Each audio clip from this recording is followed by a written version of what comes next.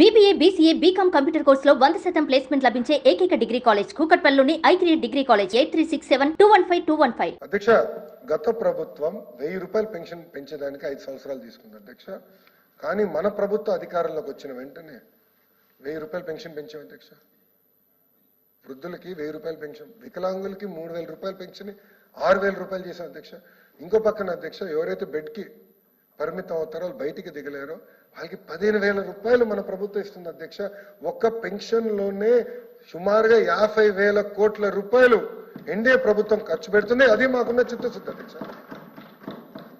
అది రెండో హామీ, బాబు సూపర్ 6లో రెండో హామీ.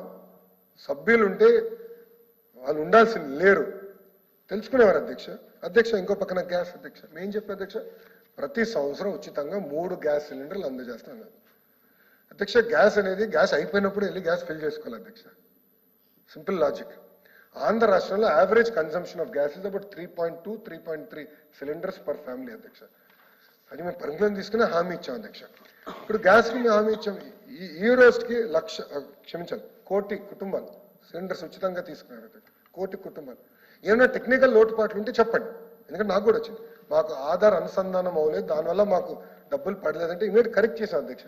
ప్రతి వ్యక్తికి, అంటే ఎవరు అర్హులు ఉన్నారో వాళ్ళందరికీ ఉచితంగా గ్యాస్ సిలిండర్లు 3 ఇవ్వాలనేది మా ప్రభుత్వం నిర్ణయం తీసుకున్న అధ్యక్ష. దానికి కట్టుబడినం, తప్పనిసరిగా చేస్తాం అధ్యక్ష. ఇంకో పక్కన అన్నా క్యాంటీన్ అధ్యక్ష. బొత్స గారు వెళ్ళిపోయారు అధ్యక్ష. ఆయన మున్సిపల్ అడ్మినిస్ట్రేషన్ శాఖ మంత్రిగా చేశారు. ఆయన ఇక్కడ కూర్చున్నారు, నేను అట్టు కూర్చున్నా. ఆనాడు ఏం చెప్పారు ఆయన మూసేసినప్పుడు? అక్టోబర్ నవంబర్ కల్లా ఓపెన్ చేస్తాం, నథింగ్ టు వరీ అని చెప్పారు. నాకు హామీ ఇచ్చారు అధ్యక్ష. కాబట్టి రికార్డ్ తీయండి అధ్యక్ష. అక్టోబర్ నవంబర్ కల్లా మేము ఓపెన్ చేస్తాం. 5 సంవత్సరాలు పట్టించుకోలేదు.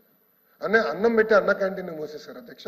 కానీ మన ప్రభుత్వ అధికారంలోకి వచ్చిన వెంటనే 204 అన్న క్యాంటీన్ తిరిగి మళ్ళీ ప్రారంభించాం అధ్యక్ష. అధ్యక్ష, మళ్ళీ కౌన్సిల్ సాక్షిగా నేను చెప్తున్నా అధ్యక్ష, తల్లికి వందనం, అన్నదాత సుఖీ భవ ఏప్రిల్ మే మాసంలో మేము అమలు చేస్తున్నాం. నో డిబేట్, నో డిస్కషన్, అమలు చేస్తున్నాం అధ్యక్ష. ఇన్ని మాటలు మాట్లాడారు వాళ్ళు. గత ప్రభుత్వం ఎన్ని సంవత్సరాలు తీసుకున్న అధ్యక్ష హామీలు అమలు చేసినాక? ఇప్పుడు కంపట్లేదు. 2019లో గౌరవ సభ్యులు చెప్పినట్టు కేవలం 250 రూపాయలు పెన్షన్ పెంచారు అధ్యక్ష. మిగతా కార్యక్రమాలని 2020 ఏప్రిల్ మే ఆ టైంలోనే అమలు చేశారు అధ్యక్ష. మేము అమలు చేస్తామని చెప్తున్నాం, అంటే ఎలాంటి డౌట్ అవసరం లేదు. ఇచ్చిన ప్రతి హామీ నిలబెట్టుకునే బాధ్యత మా ప్రభుత్వం తీసుకుంటుంది అధ్యక్ష. ఇంకో పక్కన అధ్యక్ష, కొన్ని నిర్ణయాలు ఏదైతే ప్రజలు వ్యతిరేకంగా ఉన్న నిర్ణయాలు, గత ప్రభుత్వం తీసుకున్న నిర్ణయాలు మేము రద్దు చేశాం అధ్యక్ష. మొదటిది ల్యాండ్ టైటిలింగ్ యాక్ట్ అధ్యక్ష. రెండోది చెత్త పైన పన్నేశారు అధ్యక్ష. ఆ పన్ను రద్దు చేస్తాను, రద్దు చేశాం అధ్యక్ష. అధ్యక్ష, గౌరవ సభ్యులు జియో 117 గురించి కూడా మనం చర్చించాల్సిన అవసరం ఉంది. నేను పాదయాత్రలు హామీ ఇచ్చాను, జియో 117కి ఆల్టర్నేటివ్ తీసుకురావాలి, దాంట్లో ఎలాంటి సందేహం లేదు. కొంచెం వివరాల్లోకి నేను వస్తాను అధ్యక్ష. కానీ జియో 117 ఆల్టర్నేటివ్ రావాలంటే చాలా చర్చ జరగాలని ప్రతి ఫ్రైడే కమిషనర్ గారు యూనియన్స్ కలుస్తున్నారు. It is a fact. నేను విద్యాశాఖ మంత్రిగా 5.5 గంటలు నాన్ స్టాప్ యూనియన్స్ తో కూర్చున్నా, చర్చించా. 99% of the issues we resolve there. అక్కడనే 99% సమస్యలు పరిష్కరించారు. బొత్స గారు ఈ రోజు లేరు ఇక్కడ, హౌస్ లో వెళ్ళిపోయారు, జంప్. ఆయన ఉంటే అడుగుంటారు, మీరు ఎన్నిసార్లు కూర్చున్నారు యూనియన్స్ తో? ఆనాడు ప్రిన్సిపల్ సెక్రటరీగా ఉన్న ఒక వ్యక్తి ఎన్నిసార్లు యూనియన్స్ కూర్చున్నారో ప్రశ్నించాలనుకున్నా, ఆయన లేరు అధ్యక్ష. అధ్యక్ష, ఏకపక్ష నిర్ణయాలు మేము తీసుకోము. అగైన్ ఐ వాంట్ రీట్రేడ్, మేము ఏకపక్ష నిర్ణయాలు తీసుకోవట్లేదు. ఉపాధ్యాయులతో చర్చిస్తాం, ప్రజల్లో డిస్కషన్ జరగాలి. ఎవరైతే శాసనసభ్యులుగా సభ్యురాలుగా వచ్చారో వాళ్ళందరితో కూడా చర్చించిన తర్వాతనే నిర్ణయాలు అనేది మన ప్రభుత్వం తీసుకుంటుంది అధ్యక్ష. అధ్యక్ష, పీజీ ఫీ రీయింబర్స్మెంట్ ఎందుకు రద్దు చేశారండి? గత ప్రభుత్వం పీజీ ఫీ రీయింబర్స్మెంట్ రద్దు చేసింది. ప్రభుత్వ జూనియర్ కళాశాలలో ఏకంగా మిడ్ డే మీల్స్ కూడా వాళ్ళు క్యాన్సిల్ చేశారు అధ్యక్ష. తిరిగి అది మేము ప్రారంభించాం అధ్యక్ష. అధ్యక్ష, పెద్ద పెద్ద మాటలు చెప్తారు అధ్యక్ష. టోఫల్, ఐబీ, సిబిఎస్ఈ ఎగ్జామ్స్, ఇవన్నీ పెద్ద పెద్ద మాటలు చెప్తారు అధ్యక్ష. ఇక్కడ I want clarify that today అధ్యక్ష. మీరు అందరూ నమ్మరండి, ఐబీకి ఎలాంటి డీటెయిల్స్ లేకుండా 15 కోట్ల ప్రాజెక్ట్ అప్పగిచ్చారు. 15 crores ఖర్చు పెట్టారు. ఆ రిపోర్ట్ చదివా.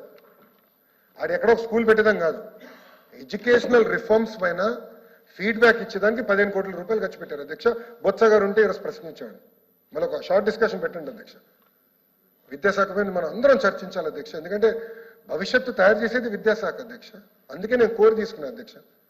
టోఫెల్ అట్ అయిపోయింది అధ్యక్ష. సిబిఎస్ఈ గురించి మాట్లాడుతున్నారు. నేనేం చెప్పాను? సిబిఎస్ఈ ఎగ్జామ్స్ అనేది మేము పోస్ట్పోన్ చేస్తున్నాం.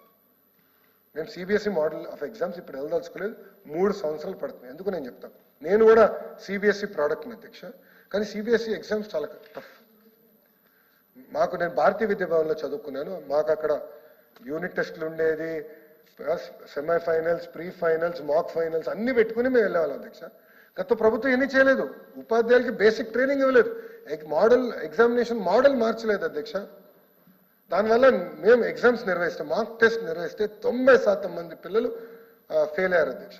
నాకు ఎక్కడ భయం కలిగిందంటే అధ్యక్ష, ప్రత్యేకంగా ఆడపిల్లలు ఫెయిల్ అవుతే సోషల్ ఇష్యూస్ వస్తాయి.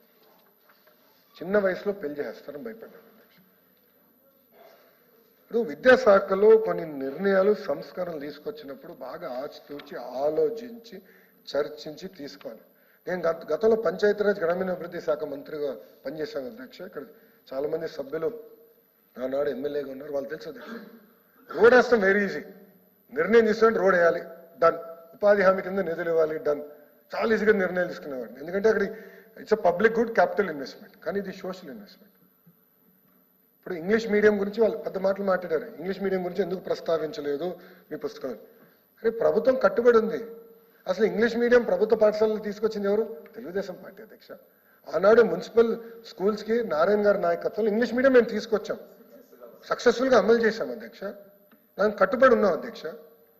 కానీ ఈరోజు అధ్యక్ష నేను స్కూల్కి వెళ్తే పిల్లలతో నేను చర్చిస్తున్నాను, నేను మాట్లాడుతున్నాను. పాప ఉపాధ్యాయులు చాలా ఇబ్బంది పడుతున్నారు ఇంగ్లీష్లో నేర్పించడానికి, చాలా ఇబ్బంది పడుతున్నారు. It's a fact.